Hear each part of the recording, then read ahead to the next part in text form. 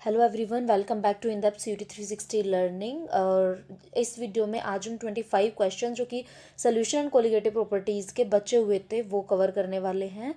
और आप विश्वास मानिए कि CUET में CUET 2026 में ये क्वेश्चन जो यहाँ पे कराए जा रहे हैं वो तुम्हें डायरेक्ट रिपीट होते हुए दिखेंगे, बिकॉज ये सारे हम लोग इंपॉर्टेंट क्वेश्चंस PYQs लेके आए हैं NCERT एग्जाम्पलर के, और कुछ क्वेश्चंस NCERT की लाइन से डायरेक्टली लेके आए हैं।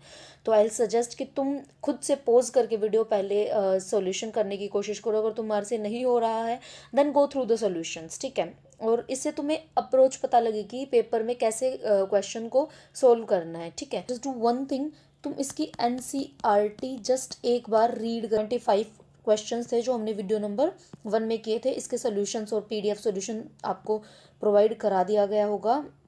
सो now let's move toward question number 26। This is the question number 26। तो विच of the following mixture will show a positive deviation from Raoult's law. जैसे कि मैंने आपको बोला था कि आप NCERT एक बार रीड कर लो तो तुम्हें पता लग जाएगा। तो NCERT में ये एग्जाम्पल डायरेक्ट दिया हुआ है, which is positive deviation from Raoult's law. इसका ये क्वेश्चन डायरेक्ट, इसके एग्जाम्पल डायरेक्ट दिए हुए हैं, ठीक है। तो लेट्स जस्ट राइट इट कि बोल क्या रहा है, positive deviation from Raoult's law.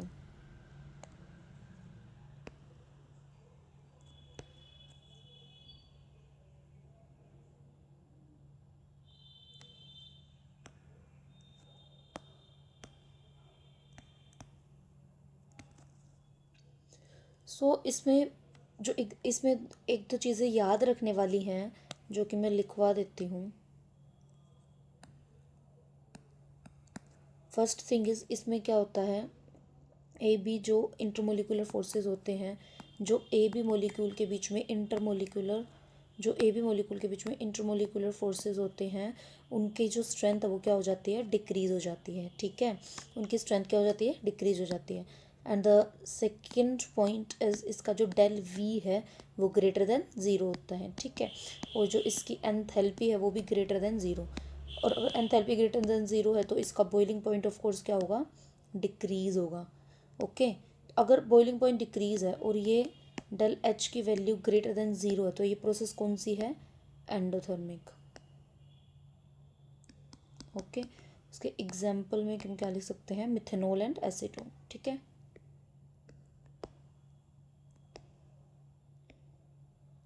So this is some few things related to positive deviation from Rolle's law.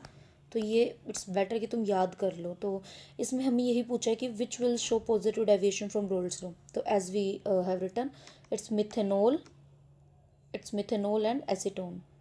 Methanol and acetone, यहाँ पे गलत लिख गया है, just let me just correct it.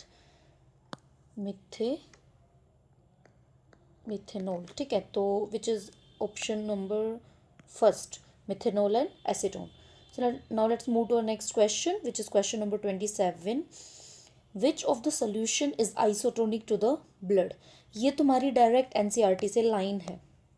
इसमें क्या है कि 0.5 to 0.9% होता है। अगर NaCl की कंसनट्रेशन हो तो it will not damage blood cells और टिश्यूज़। इतनी कंसनट्रेशन हो परसेंटेज NaCl की तो ये हमारे ब्लड सेल या टिश्यू को डैमेज नहीं करेगा। It will not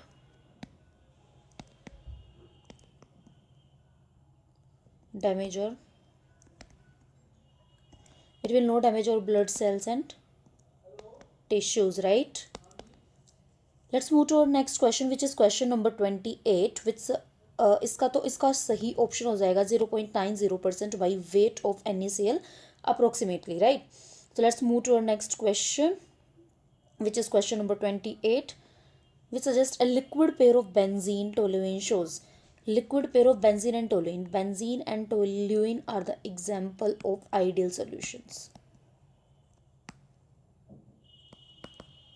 Means ideal solution are those which do not show any kind of deviation from Rolle's law, right? तो इसमें क्या होगा, ये किसी भी प्रकार की डेविएशन शो नहीं करेंगे।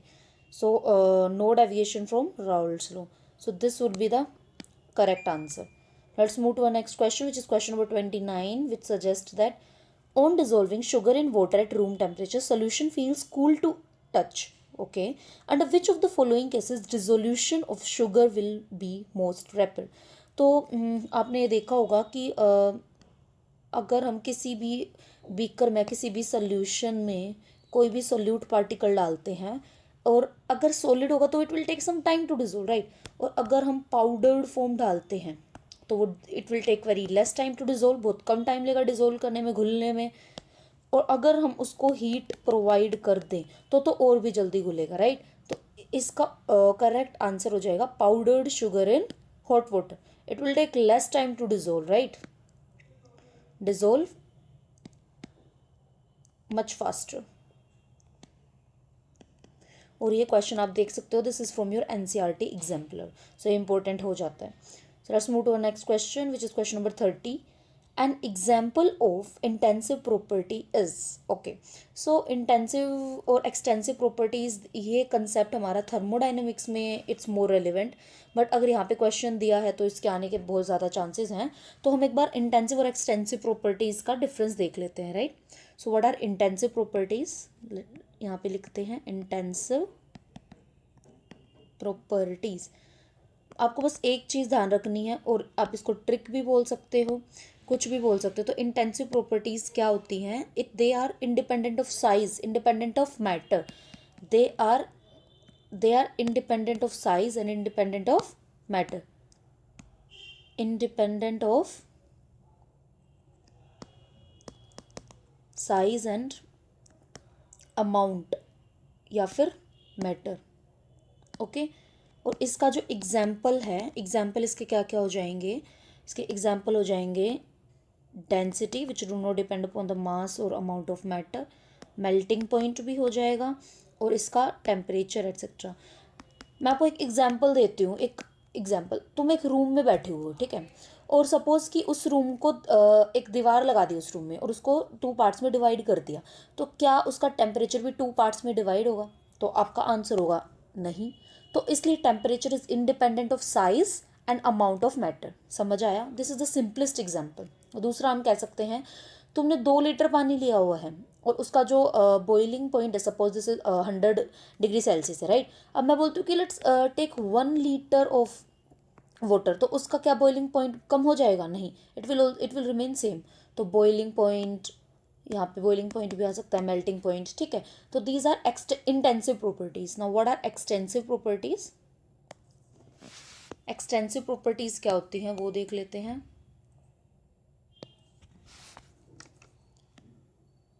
What are extensive properties?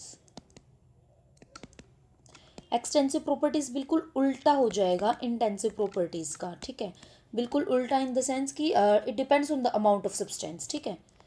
It depends on amount of substance और मैटर। और इसका एग्जाम्पल क्या हो जाएगा?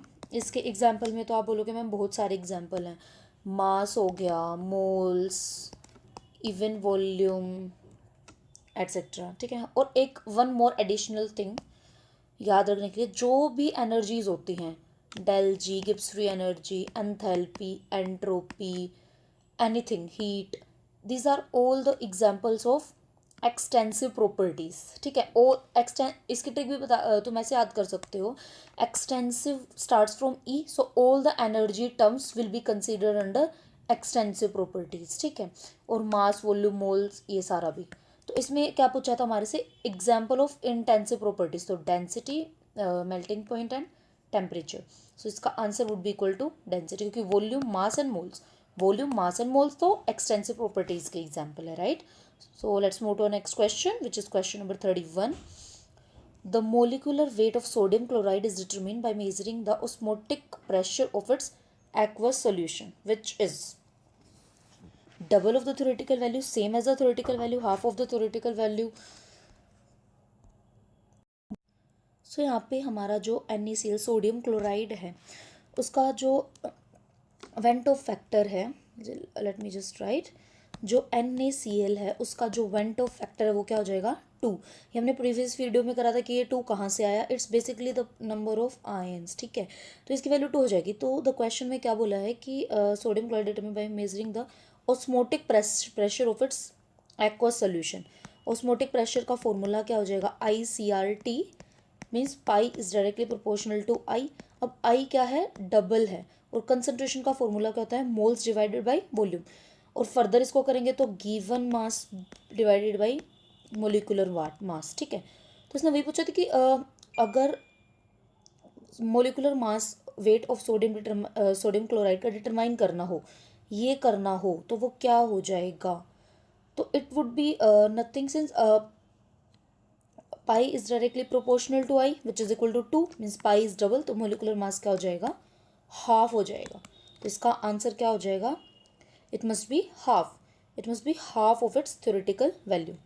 So now let's move to our next question, which is question number 32, which states that molecular weight of non-volatile solute can be determined by molecular weight of non-volatile solute। यहाँ पे catch करने वाली चीज़ क्या है, इन्होंने क्या दे दिया, नॉन वोलेटाइल सोल्यूट।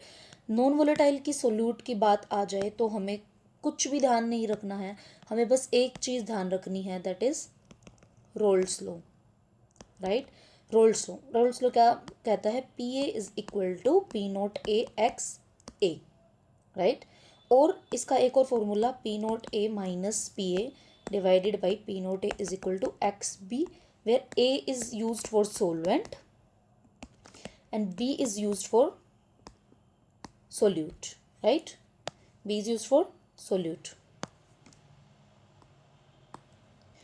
सो इसका सीधा सीधा आंसर क्या हो जाएगा, रोल्स लॉ।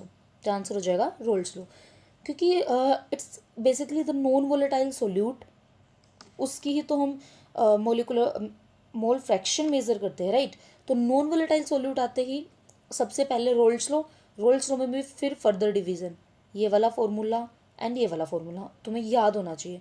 और कई बार होता है कि ए और बी में कन्फ्यूजन हो जाती है, तो फॉर बेटर अंडरस्टैंडिंग जब भी तुम फॉर्मूला लिखो, लिख लो कि A stand for solvent and B stands for solute.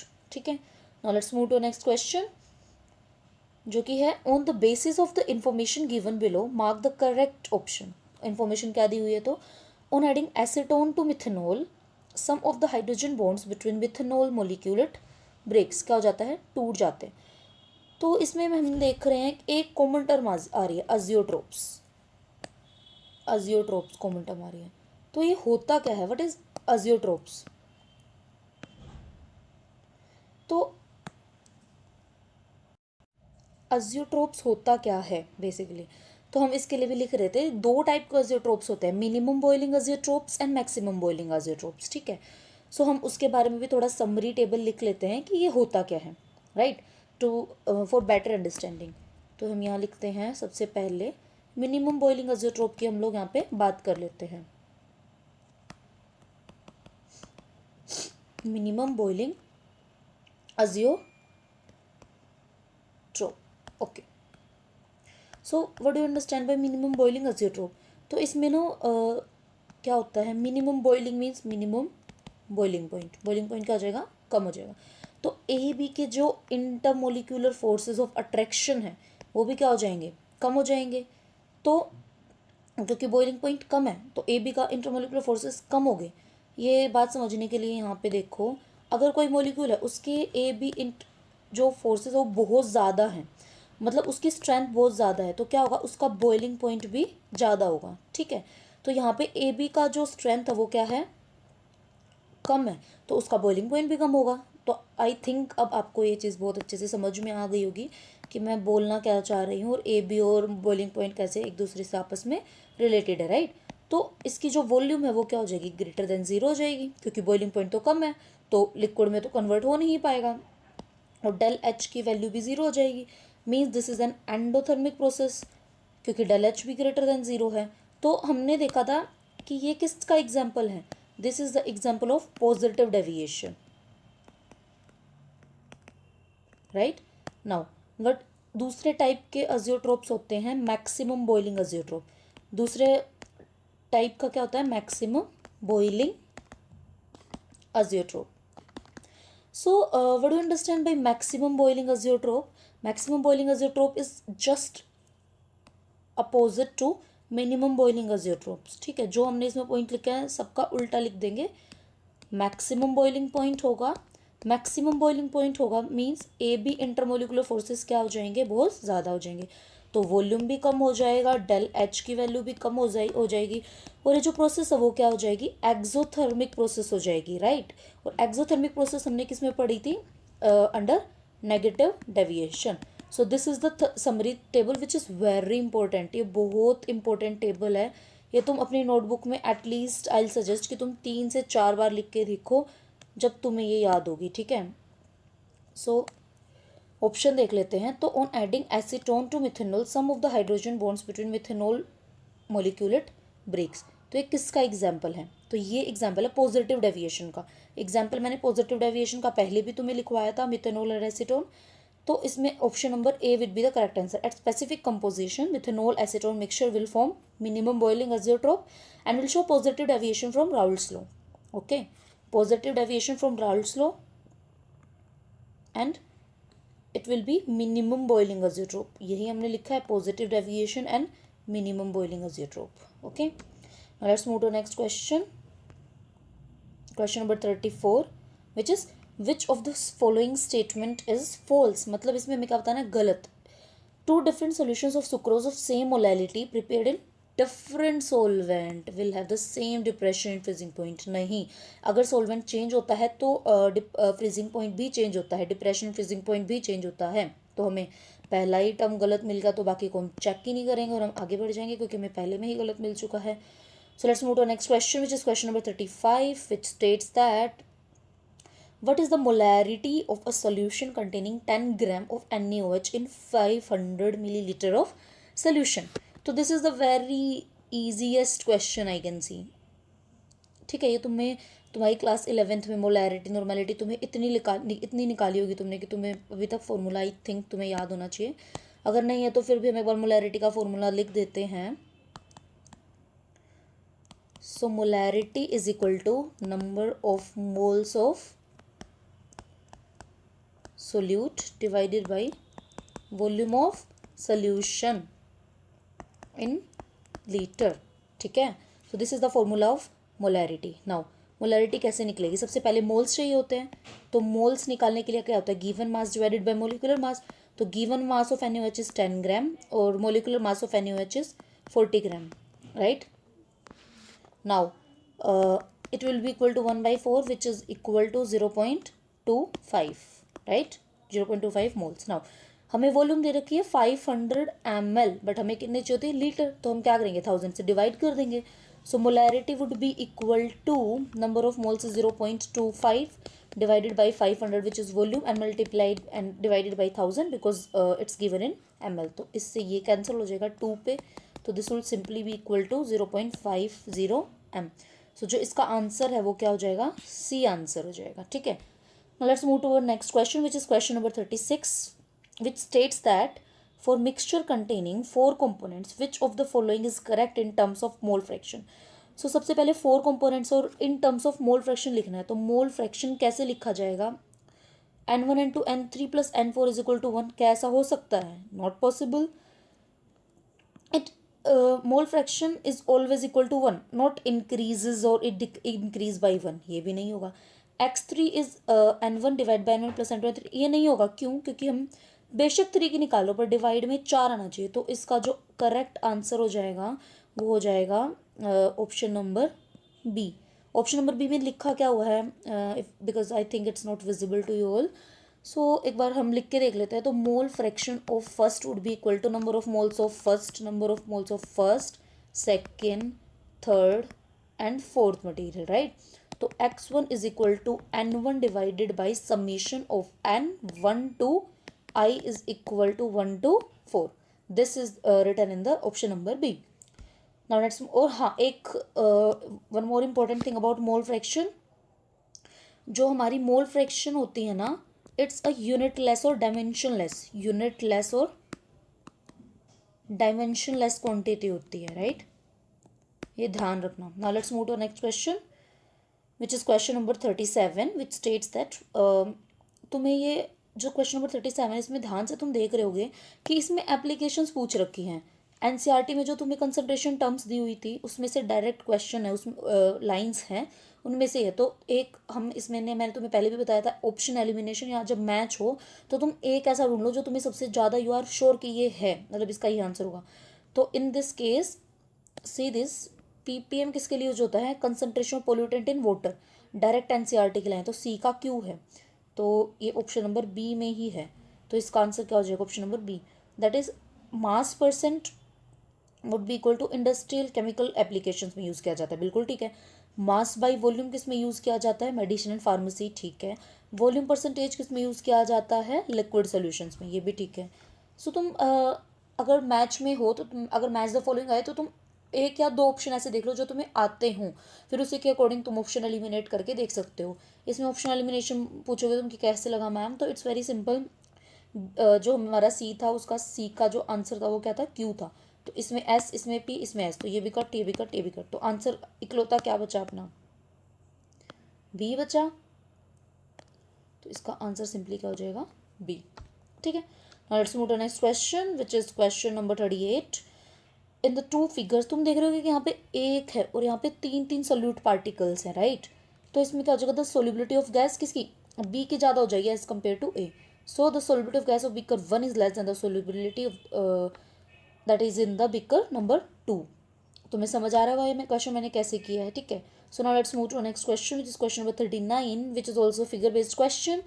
On the basis of the figure which given below which of the following is not true. अब मैंने क्या बोला था, जहाँ पे भी नॉट ट्रू आए तो उसको सर्कल कर लो कि मैम हमारे से तो गलत पूछा है, तो हम उसी पे ध्यान देंगे। तो देखते हैं, rate at which gaseous particle are striking the solution to enter it increases. First से इसमें इंक्रीज होगा, इसमें तीन वेट से इसमें एक है, बिल्कुल करेक्ट बात है ma'am. Rate at which gaseous particles are striking the solution to enter it decreases, ऐसा है क्या, नहीं ऐसा तो नहीं है। In figure B on compressing the gas number of gaseous particle per unit volume और द सॉल्यूशन इंक्रीजेस, बिल्कुल ठीक है। Assuming the state of dynamic equilibrium, rate of gaseous particle entering and leaving the solution phase is same, ये भी बिल्कुल ठीक है। तो जो इसका आंसर हो जाएगा that would be equal to B, which is incorrect, हमें इनकरेक्ट ही बताना था। Let's move to next question which is at high altitude the partial pressure of the oxygen is less than that at the ground level, ठीक है। this leads to this leads to what, lower concentration of oxygen in the blood and tissues, ठीक है। ये important है, ये भी direct NCERT की line है, एप्लीकेशंस ऑफ हेनरीज लॉ उसकी डायरेक्ट लाइन है ये। हेनरीज लॉ हमने आपको पिछली वीडियो में कराया भी था, तो वो आप ध्यान रख सकते हो, पर ठीक है एक बार यहाँ पे भी हम बता देते हैं। व्हाट इज हेनरीज लॉ, इसकी एक्सप्रेशन ही लिख के बता रही हूँ, P is equal to KH, where X is solubility, P is pressure. तो क्या होता है, हाई ऑल्टीट्यूड्स पे क्या होता है, the partial pressure of oxygen is less, ठीक है, then that at the ground level. This leads to decreased in solubility of oxygen in blood and tissue. तो low concentration of oxygen in blood and tissue, same मतलब होता है, low concentration और low solubility means same. So इसका answer क्या हो जाएगा, ए। Let's move to the next question, which is question number 41, which states that the given graph shows the vapor pressure temperature curve for the some liquid, ठीक है। तो इसमें vapour pressure के बारे में एक चीज़ बता देती हूँ विच इज़ वेरी इंपॉर्टेंट। जो वेपर प्रेशर होता है ना, वेपर प्रेशर कब ज़्यादा होगा, इन टर्म्स ऑफ इंटरमोलिकुलर फोर्सेस, जब किसी भी कंपाउंड में इंटरमोलिकुलर फोर्सेस कम होंगे। इंटरमोलिकुलर फोर्सेस जब कम होंगे, इंटरमोलिकुलर फोर्सेस जब कम होंगे, लेट मी जस्ट, हाँ, जब इंटरमोलिकुलर फोर्सेस कम होंगे तभी तो वेपर प्रेशर ज़्यादा होगा। मतलब जो मोलिक्यूल्स हैं, एग्जांपल देती हूँ, मान लो तुम्हें यहाँ पे हीट लगा रखा है और जो हमारा ये है ये लिक्विड में कन्वर्ट हो रहा है, लिक्विड में कन्वर्ट हो रहा है हमारा सोलवेंट, ठीक है। अब यहाँ पे एक सोल्यूट है ऊपर वाला, अगर इनका इंटरमोलिकुलर फोर्सेस ज़्यादा होगा, बहुत ज़्यादा होगा, तो इनका जो वेपर प्रेशर वो कम हो जाएगा यहाँ पे, ठीक है। Vapour pressure is basically the pressure exerted in liquid form.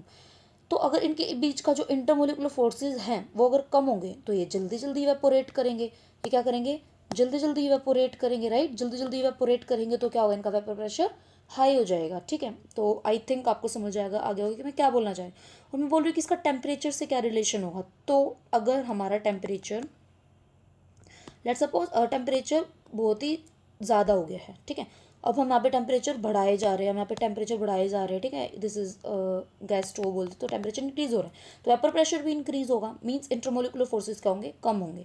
So this relation is also very important, ठीक है। तो इसमें मैं एक हिंट दे देती हूँ क्योंकि ये थ्योरेटिकल बेस्ड क्वेश्चन है। वाटर एंड जो इसका डाईइथाइल ईथर है, ठीक है, this is your hint. Diethyl ether है, उसमें क्या होगा, वेपर प्रेशर किसका ज़्यादा होता है, जिसका इंटरमोलिकुलर फोर्सेस क्या होते हैं, वो कम होते हैं। अब तुम मुझे ये बताओगे कि इंटरमोलिकुलर फोर्सेस किसके कम होते हैं और किसके ज़्यादा होते हैं, तो तुम्हें देख रहे हो कि वाटर वाटर वाटर, तुम्हें हिंट भी वैसे भी मिल गया होगा कि वाटर, और यहाँ पे भी वाटर है, मीन्स एक्सट्रीमिटीज पे तो वाटर आएगा, तो ईथ this would be your homework question because we have discussed so much theory about it. तो I think you guys will be able to do it, ठीक है। So let's move to our next question, which is question number 42, which states that in which of the following solutions will be the Ventov factor for the solute be less than 1? So following solution with the Ventov factor for the solute will be lesser than 1. हाँ, तो less than 1 would be sodium chloride in water. 43. Maximum amount of a solid solute that can be dissolved in a specified amount of a liquid solvent does not depend on.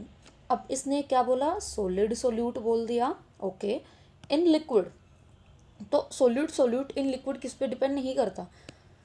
तो तुम देखो, कोई भी ये है solid solute है, ठीक है, ये किसी भी लिक्विड में है, सपोज किसी भी ऐसे लिक्विड में है ये, ठीक है, इस पर तुम प्रेशर लगा रहे हो तो इतना फ़र्क नहीं पड़ेगा, ठीक है, क्योंकि सॉलिड की पर्टिकुलर अपनी अरेंजमेंट है। सो इसका आंसर सी हो जाएगा, विच इज़ प्रेशर, ओके, क्योंकि प्रेशर का नेग्लिजिबल इफेक्ट होता है, okay, in solubility of solid in liquid only. Other case में वी विल कंसिडर, गैस के केस में भी कंसिडर होगा, लिक्विड के केस में भी समहाउ कंसिडर होगा, बट सॉलिड के केस में इतना कंसिडर नहीं होगा प्रेशर का इफेक्ट, ठीक है। Now let's move to next question, which is question number 44। The measured freezing point depression for 0.1 molar aqueous CH3 COOH solution is 0.19 degree Celsius. The acid dissociation constant Ka at its concentration will be. So सबसे पहले इस question को approach करने का तरीका क्या है, क्योंकि ऐसा सेम क्वेश्चन तुम्हारा एक NCERT में भी दिया हुआ है, ठीक है, तो ये क्वेश्चन समहाउ ये इम्पोर्टेंट बन जाता है, ठीक है। तो हम देखते हैं, सबसे पहले एक्सप्रेशन लिखते हैं, CH3COOH gives out CH3COO negative plus H positive, ठीक है। सपोज दिस इज C, इसकी कंसंट्रेशन 0, इसकी concentration 0 at time T0, at time T is equal to some मतलब T1, क्या हो जाएगा, इसका तो C में से C अल्फ़ा कुछ गया और यहाँ पे C अल्फ़ा बना, यहाँ पे C अल्फ़ा बना, तो मैं बोलती हूँ कि टोटल कंसंट्रेशन कितनी हो गई, टोटल मोल्स कितने हो गए, C minus C alpha plus C alpha plus C alpha, इससे ये कैंसिल हो जाएगा, that is C plus C alpha which is equal to 1, C common हो जाएगा, 1 प्लस अल्फ़ा बचेगा। तो in equilibrium we have studied what, कि product की concentration divided by C minus C alpha would be equal to K। So यहाँ से C common आ जाएगा और C से कैंसिल हो जाएगा, तो C अल्फ़ा स्क्वेयर बचेगा, नीचे 1 माइनस अल्फ़ा। नाउ इसको हम नियरली इक्वल टू 1 मान लेते हैं, तो Ka would be equal to C alpha square.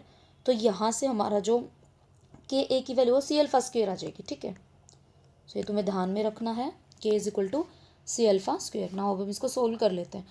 तो इसके लिए हमें सबसे पहले क्या चाहिए होगा, हमें दे क्या रखा है कि DTF वो कितना, इसकी जो फॉर्मूला वो क्या हो जाएगा, van't Hoff factor KFM। Let's change the colour.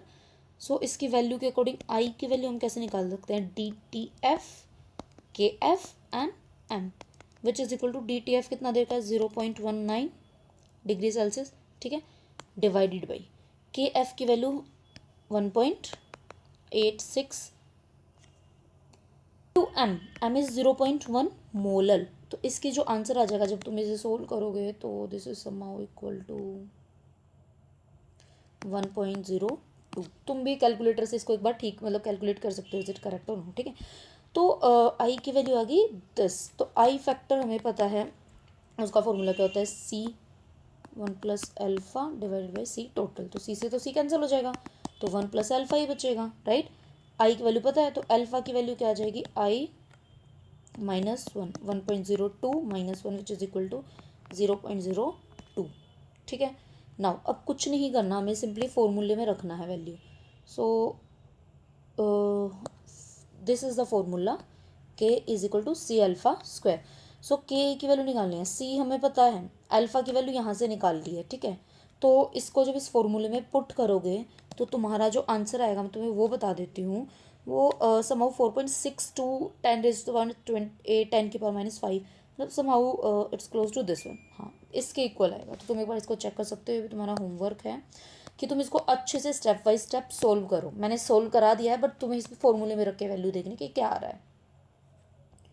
Now let's move to our next question, which is question number 45, which states that a beaker contains a solution of a substance A. Precipitation of a substance A takes place when small amount of A is added to the solution. This solution is, अब मतलब कोई solution वो इतना saturate हो गया कि अगर हम उस पर थोड़ा सा भी सोल्यूट डाल रहे हैं तो जो हमारा सोल्यूट है वो प्रेसिपिटेट आउट होगा, मतलब हो जाता है। तो this is the example of super saturated solution, this is the example of super saturated solution.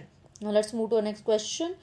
The density of a solution prepared by dissolving 120 gram urea, molecular mass भी तुम्हें दिया हुआ मिलेगा ये मोलिकुलर मास सबका, ठीक है, इन 1000 ग्राम ऑफ वाटर, ओके, सोलवेंट इतना दे दिया, डेंसिटी दे दी, तो molarity of the solution is. अब तुम ये चीज़ देखोगे कि सोल्यूशन की डेंसिटी दी हुई है, डेंसिटी किसकी दी हुई है हमें, सोल्यूशन की। Density is equal to mass of solution divided by volume of solution, ठीक है। तो मास ऑफ सोल्यूशन क्या होगा, उसमें सोल्यूट भी होगा और सोलवेंट भी होगा, right. So this plus 1000 gram which is equal to 0 gram. इसको जब तुम ऐड करोगे तो you will get this answer, ठीक है। डेंसिटी दी हुई है, वॉल्यूम निकालनी है, वॉल्यूम निकालने किसकी, सोल्यूशन की। वो क्या हो जाएगा, इसमें जब रखेंगे मास डिवाइडेड बाई डेंसिटी, तो मास डिवाइडेड बाई डेंसिटी हो जाएगा, ठीक है। तो मास हमने 1 ये निकाला है और डेंसिटी 1.15 ग्राम लीटर इनवर्स दे रखा, तो ग्राम से ग्राम कैंसिल हो जाएगा। तो वॉल्यूम हमारा कितना आएगा, ये समहाउ 7 कुछ 9 मिलीलीटर, ये ऊपर जाके इन्वर्स है तो मिलीलीटर बन जाएगा। तो वॉल्यूम आ गई ये। तो हमें मोलैरिटी पूछा है, हमने मोलैरिटी के लिए ही इतना सब कुछ किया था, राइट। तो मोलैरिटी क्या होता है, moles divided by volume in litre, ठीक है। तो अब मोल्स निकालने के लिए 120 ग्राम यूरिया है, मोलर मास 60 है, तो 120 divided by 60 divide by volume in litre 973.6। अब this is in millilitre, तो हम क्या करेंगे 1000 से डिवाइड, जो ऊपर जाके मल्टीप्लाई हो जाएगा। तो इसका आंसर लगभग 2.05 के करीब आएगा, तो molar, that is option number C. Let's move to next question, question number 47, which states colligative property depends on, ये मैंने पहले भी नोट करवा के डलवाया था, it depends on number of solute particles in a solution, the number of solute particles in solution. इसका answer हो जाएगा clearly B. Now let's move to a next question, which is question number 48, which states eight 100 degree Celsius the vapour pressure of a solution of इतना solute in 100 gram of water is इतना, vapour pressure इतना दे दिया, ठीक है, water का। के B की वैल्यू दे दी हमें, the boiling point of the solution will be, ठीक है। Boiling point of the solution पूछा है इसने, तो सबसे पहले हमें दिया क्या वो हम वो लिख लेते हैं, ठीक है। So we have given pressure of solution is 732 या वेपर प्रेशर जो भी तुम कह लो। और हाँ, प्योर वाटर का कितना होता है तुम्हें, मतलब ये पता होना चाहिए प्योर वाटर का कितना होता है सोलवेंट का, ठीक है। तो that is 760 mmHg, right. Now के बी की value is given, that is 0.52 moles of water. तुम कैसे निकाल लोगे, given mass that is 100 gram divided by 18 होता है वाटर का, ओके। तो this will be the moles of water, और मोल्स ऑफ सोल्यूट या मोल्स ऑफ कितने हो जाएगा, मोल्स ऑफ सोल्यूट हमारा इट्स 6.5 ग्राम। मोलिकुलर वेट हमें नहीं पता है, let's suppose it's X, right. Now तो सिंपली हम क्या करेंगे, एक फॉर्मूला भी है RLVP का, that is P0A minus PA divided by P0A is equal to what, mole fraction of solute. और NCERT में तुमने देखा होगा ऐसे करके अप्रोक्सीमेशन से N of solute divided by N of सोल्वेंट, ये दिया हुआ है, राइट। तो हम भी यही करेंगे। तो मैंने प्योर का कितना लिखवाया 760 माइनस गिवन कितना है 732 divided by 760 which is equal two moles of solute कितना आया अपना 6.5 into x divided by moles of solvent कितना आया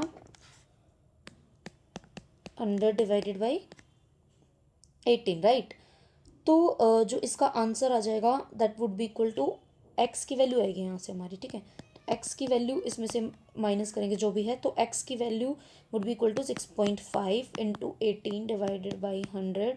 760 विल गो अप साइड और इसका जो डिफरेंस है दैट इज़ 28 नीचे। तो एम की टोटल जो आंसर आ जाएगा that will be equal to 31.75। तुम एक बार अपने कैलकुलेटर से कैलकुलेट कर सकते हो। तो this would be equal to this gram per mole. Now अब हमारे पास ये मिल गया है, हमें यही चाहिए था, right. Molecular mass of solute ही चाहिए था। Let's just erase the extra things. Okay, तो हमें अब इसमें निकालना क्या है, बॉइलिंग पॉइंट निकालना ऑफ द सोल्यूशन। अब हमारे पास जो जिसकी कमी थी वो मिल गया है। फॉर्मूला लगाने के लिए कोलिगेटिव प्रॉपर्टी का वो क्या होता है, डायरेक्टली जो फॉर्मूला है तो उसके लिए क्या होगा, फॉर्मूला इसमें यहाँ लिख देती हूँ, del T B is equal to K B into molarity और वेंटो फैक्टर। यहाँ पे वेंटो फैक्टर नहीं दिया हम लोग लेके चलेंगे क्योंकि यहाँ पे कुछ भी हमें ये नहीं दिया है कि कौन सा हमारा इलेक्ट्रोलाइट है, राइट। तो इसका formula del T B would be equal to K B M. K B की वैल्यू गिवन 0.52, मोलैलिटी हम निकाल लेंगे ना। Molality would be equal to mass of solute divided by mass of solvent in kg, ठीक है। Mass of solvent in kg that is 100 gram, और in kg है, ये ग्राम है, तो डिवाइडेड बाई 1000 मल्टीप्लाई, मतलब डिवाइड बाई 1000 यहाँ होगा, ऊपर जाके वो चीज़ कन्वर्ट हो जाती है किसमें, मल्टीप्लाई में। तो मैं डायरेक्ट मल्टीप्लाई लिख देती हूँ। ओके, नाउ एम की वैल्यू तुम्हारी यहाँ से जो भी आएगी उसको कैलकुलेट करना, और जो एम की वैल्यू आएगी वो इस फॉर्मूले में रख देना, और के बी की वैल्यू में 0.52 मिली हुई है, ठीक है। तो इसका जो आंसर हो जाएगा वो तुम्हारा लगभग 101 डिग्री सेल्सियस पॉइंट कुछ आएगा। आंसर मैंने तुम्हें बता दिया है, सॉल्यूशन तुम इसका खुद करके देखोगे, ठीक है। Now let's move to next question 49। One molar mixture क्या होता है, मेरे को ये बताओ। One molar mixture of benzene and toluene means कि उसमें हाफ मोल्स तो बेंजीन के होंगे, हाफ मोल्स टोलुइन के होंगे। देखो ये क्वेश्चन ऐसा तुम्हें लगेगा कि बहुत मतलब बहुत सोल्व करने वाला है, ठीक है, बट इट्स वेरी इजी और वेरी सिंपल। तुम्हें बस इसको डिकोड करना आना चाहिए, तो इसके चांसेस हैं कि ये क्वेश्चन डायरेक्टली आ जाए, ठीक है। बस तुम्हें ये डिकोड करने आना चाहिए, इस लाइन का मतलब तुम्हें डिकोड करना आना चाहिए, ठीक है। Then you will be able to solve the question. Now तो हमें इसमें वेपर प्रेशर दे रखा है, बेंजीन का दे रखा है, टोलुइन का दे रखा है, ठीक है। तो हमें फॉर्मूला तो पता ही है, फॉर्मूला क्या होता है, हम सपोज बेंजीन का निकाल रहे हैं, that is equal to what, P naught A into X A. Suppose A is benzene, okay. Now P benzene, मैं ए ही लिख देती हूँ इसको, अब P naught A X A. P naught, naught means at 25 degree Celsius, that standard condition. तो ये P naught की value that is 12.8, right. Now अब कितना मोलर रेशियो दिया हुआ है, 1/2। मोल फ्रैक्शन की टर्म्स में भी लिख सकते हो क्योंकि this is basically the molecular ratio, okay. तो मतलब तुम इसको करके भी देख सकते हो। सपोज मैं यहाँ पे तुम्हें करके भी दिखा रही हूँ, मैंने तुम्हें डायरेक्ट वो ये चीज़ बताई थी हाफ हाफ, वो मैं कैसे बोल पा रही हूँ, मतलब मेरे को वो कैसे समझ आया कि 6 हाफ हाफ दे रखा है। तो सपोज यहाँ पे मैं बेंजीन की ही ले रही हूँ, that is equal to 1 plus 1 which is equal to 1/2 mole fraction. Mole fraction of toluene की लूँगी वो भी सेम हो जाएगा, 1 प्लस 1 इज इक्वल टू 1/2। तो मैंने यहाँ पे डायरेक्ट लिख दिया था। चलो नाउ सो इसकी वैल्यू क्या आ जाएगी, kilo pascal, something like this. Now pressure of toluene, so toluene का क्या हो जाएगा, सेम हो जाएगा, लेट सपोज इट बी, तो मैं डायरेक्ट कर रही हूँ इनटू हाफ, तो that would be equal to 1.92 something, ठीक है, दिस इज 1। तो हमने क्या देखा कि प्रेशर ऑफ बेंजीन वो बहुत ज़्यादा है as compare to pressure of toluene, right. तो इसी में हम क्या करेंगे कि पी ए ग्रेटर है पी बी से, ये हमारा कंक्लूजन है। तो देखते हैं, पढ़ते हैं options. The vapour will contain equal amount, बिल्कुल नहीं। नॉट इनफ इंफॉर्मेशन, नहीं। The vapour will contain a higher percentage of benzene, ठीक लग रहा है।